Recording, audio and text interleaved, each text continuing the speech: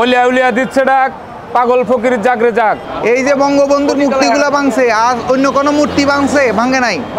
এই মোল্লাদের মূল টার্গেটে হলো অলি আল্লাহর মাজার ধ্বংস করা। ছোট্ট একটি বাংলাদেশ, আমরা শান্তি চাই, আমরা উগ্রবাদিতা চাই না। এই দেশে ইসলাম এসেছে অলিয়া উলিয়াদের মাধ্যমে। আজকে অলিয়া উলিয়াদের মাজার ভাঙচুর হচ্ছে। উগ্রবাদীরা, ইয়াজিদিপন্থী আলেমরা যারা মাজার ভাঙচুর করতেছে তাদের প্রতি আমরা তাদেরকে ঘৃণার চোখে দেখি। এবং কি আজকে এই 26শে এপ্রিল বাংলার জনগণ, আপামর জনগণ জেগে উঠেছে অলি আল্লাহর পক্ষে, মাজার ভাঙচুরের পক্ষে। এবং কি মজলুম ফিলিস্তিনিদের পাশে দাঁড়ানোর জন্য আজকে হাজার হাজার লক্ষ লক্ষ কোটি কোটি মানুষ ঢাকার জমিনে একসাথ হয়েছি। এই যে বঙ্গবন্ধুর মূর্তিগুলো ভাঙছে, আর অন্য কোনো মূর্তি ভাঙে নাই। এই মোল্লাদের মূল টার্গেটে হলো অলি আল্লাহর মাজার ধ্বংস করা। কেন? অলি আল্লাহর মাজার যদি থাকে সেখান থেকে সঠিক ইসলাম প্রচার হবে, সত্য ইসলাম মানুষ জানবে।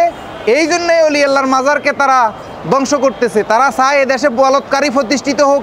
আজ পর্যন্ত একটা আলেম বলে নাই যে বলৎকারী যেহেতু বলৎকারী হচ্ছে এদেরকে ফাঁসি দেওয়া হোক। আজকে বলৎকারী প্রতিষ্ঠিত করতেছে, ধর্ম ব্যবসা প্রতিষ্ঠিত করতেছে, এতিমখানার নামে দান্তাখানা করতেছে, ইসলামকে বিকৃত ইসলাম চর্চা করতেছে। আমরা ঝামেলার ধর্ম চাই না, আমরা সঠিক ইসলাম ধর্ম চাই। আজকে ঝামেলার ধর্মের কারণে আজকে মানুষে মানুষে হানাহানি, মারামারি, কাটাকাটি। যদি সঠিক ইসলামের আদর্শ, নবীর আদর্শ যদি এই দেশে প্রতিষ্ঠিত হয় তাহলে মানুষে মানুষে হানাহানি, মারামারি থাকবে না। আজকে ঝামেলার ধর্মের কারণে, ইহুদিবাদের কারণে, ইয়াজিদের ফেতেত্তার কারণে আজকে আমাদের দেশে ইসলামপন্থীরা এক হতে পারছে না। 11ই এপ্রিল আমরা ফিলিস্তিনের পক্ষে এবং মাজার ভাঙচুরের বিরুদ্ধে আমরা আন্দোলন করেছি।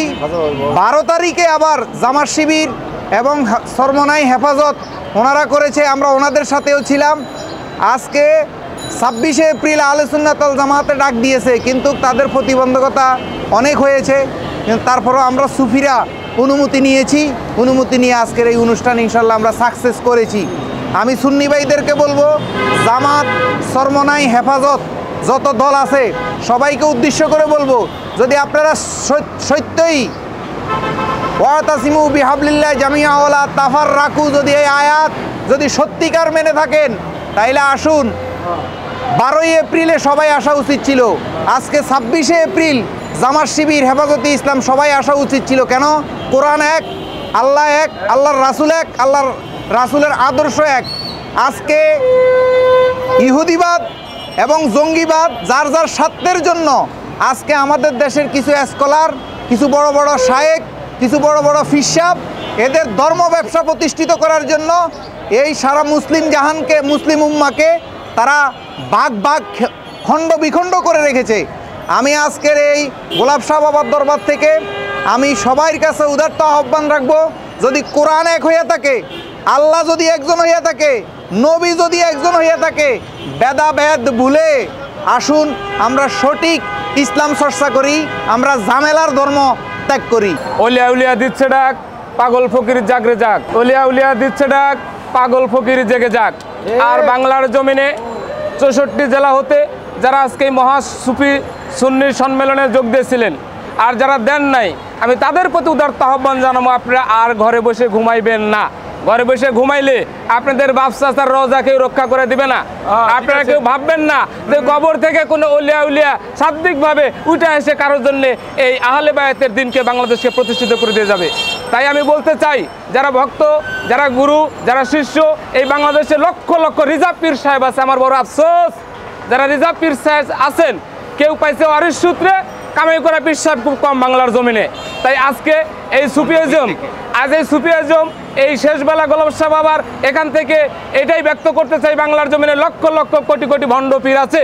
এই ভণ্ড পীরের জন্য এই উগ্রবাদী বলৎকার এই ওহাবি মতাদর্শ আব্দুল ওহাব নজদির হিন্দার যারা সন্তান তারা এই মাজার ভাঙ্গার সাহস পাচ্ছে, এই মাজার ভাঙ্গার সাহসটা দিচ্ছে বাংলাদেশের সুন্নতাল জামাত, সমস্ত পীর মাশায়েখ, সমস্ত মুফতি হাফেজ কারি মোল্লা মুন্সি যদি এক থাকতো আজকে সুফি আমরা এই মুষ্টিময় কয়েকটা লোক নিয়ে ইয়াজুরির সাথে আমরা যে প্রোগ্রামগুলো গোলাপ শাহ বাবার এখানে করলাম আমরা সফল হতে পারতাম। বিশেষ করে ওই বার্তায় দিতে চাই বাংলার জমিনে ওই উগ্রবাদী মোল্লা তন্ত্রকে বলতে চাই, আপনি জামাতি হন, সালাফি হন, ওহাবি হন, শিবির হন, যাই হন, অসুবিধা নাই, আপনার মাজার ভালো লাগে না আপনি মাজারে যাবেন না। আমাদের মুসলমানের মধ্যে আমাদের বিভিন্ন 72 দলের 73টি ফ্যাক্টরা রয়ে গেছে, আমরা এই ফ্যাক্টরা থেকে কেউ বের হতে পারছি না।